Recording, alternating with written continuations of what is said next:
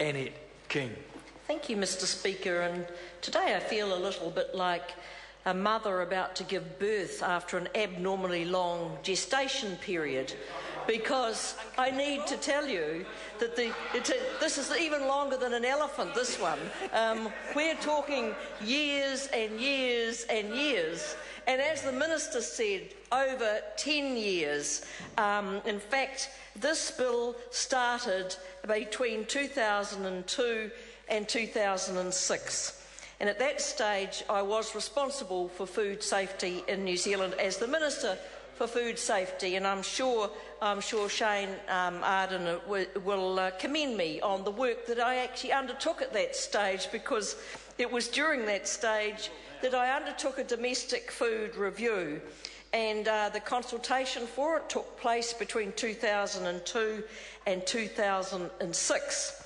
And that domestic food review did take 4 years, and it documented a number of problems with our food safety regime in New Zealand, including the significant and rising incidence of foodborne illness. This was of particular concern because it affected the New Zealand population. It also identified 3 different food regimes and 3 different regulators operating simultaneously, with resulting poor lines of accountability and unnecessary confusion, inconsistency, duplication and complexity. And what we were told was the cost of the foodborne illness, and it was considered to be at that stage around $86 million a year in costs. And approximately 90% of this cost was attributed to the loss of productivity due to the absence of a workforce when somebody is affected by a foodborne illness. It also identified a number of confusions about when government is involved. There are a significant number of businesses who were unaware of the legislation they must meet to ensure that the food they sell is safe and suitable, and certainly regarding who administers the legislation. And these factors alone did lead to non-compliance, unnecessary regulatory costs, and significant and unnecessary compliance costs. So that was the beginning of the whole process for this legislation. And it was really important that we got it right, Mr. Speaker, because food production in New Zealand stands out among food-producing OECD nations as a dominant contributor to the country's manufacturing production, gross domestic product, export intensity and trade balance. It also employs an awful lot of people, around 35,000 to 40,000 businesses, depending on the definition, and up to 200,000 additional part-time food premises. And it accounts for about 20% of the working population in jobs. So it has a real value at the time that this work was done of around $13.6 billion. So you can see it was a very, very significant sector, still is a very significant sector, and we pride ourselves on the food safety of this country. We live and fall by the food safety of the food that we export and eat in this country, and we are judged as a food producer by how well we perform in this area.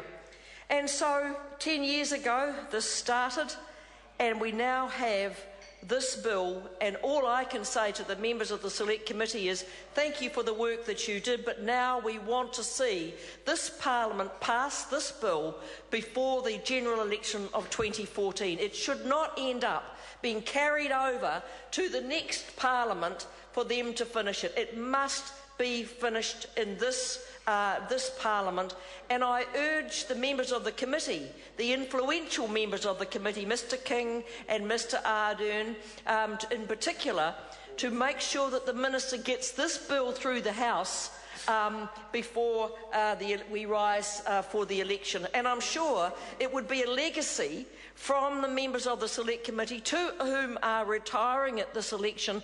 They would like to see this bill pass and to say after 10 years we finally got a bill in place that had agreement from this House and we've put in place the best possible food regime for this country. So, Mr Speaker, Labor supports the bill.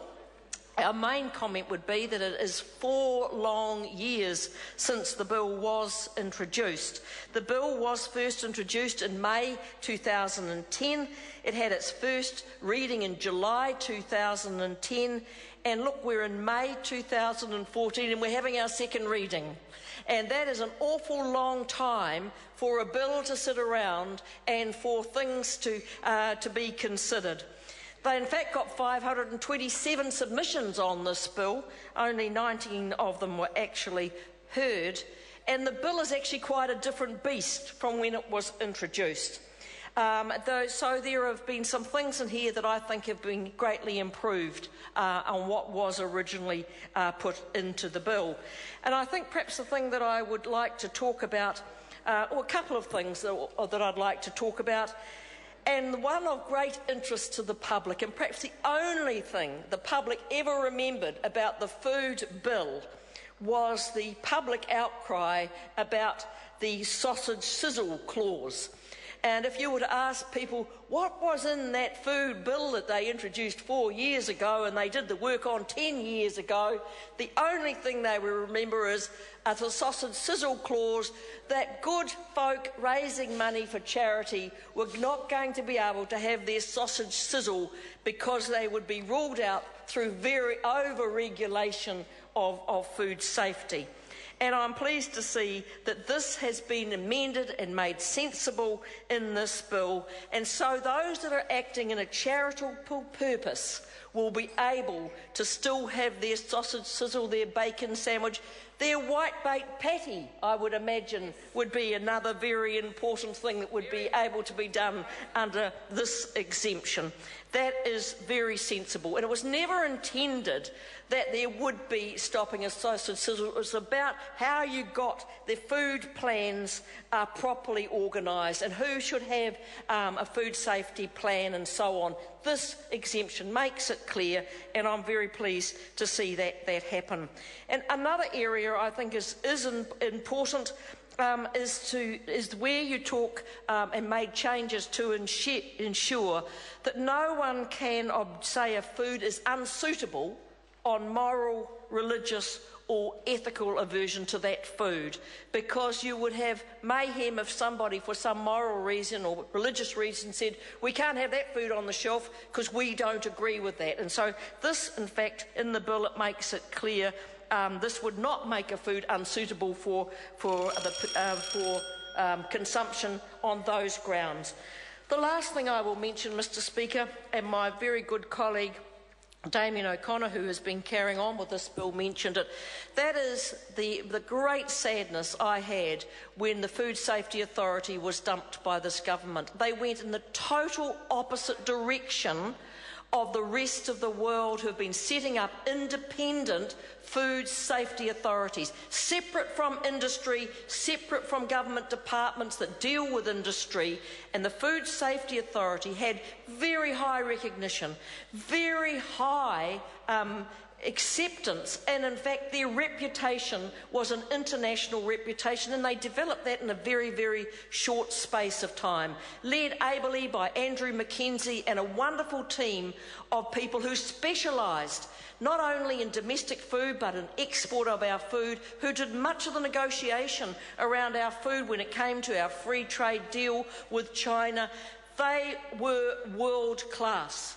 And I think it was a philosophical burp from the National Party to get rid of it. There was no reason to get rid of the Food Safety Authority. And what happened was that it led to an era very early on where they changed from the Food Safety Authority to what are they called now? The Ministry of Food, or Ministry of Agriculture, or whatever the name of it is now, mixed it up again with industry. We will have an independent food safety authority. The rest of the world believes for the safety of the public, for honesty, openness and transparency, you have an authority that is separated from industry. So I just wanted to put that on the table. I'm sure that although the members opposite may not say it publicly, those members who are well informed on the Primary Production Select Committee know that was a very stupid mistake, a political error that was made and has been to the detriment of New Zealand. I call the honourable member Stephen Browning.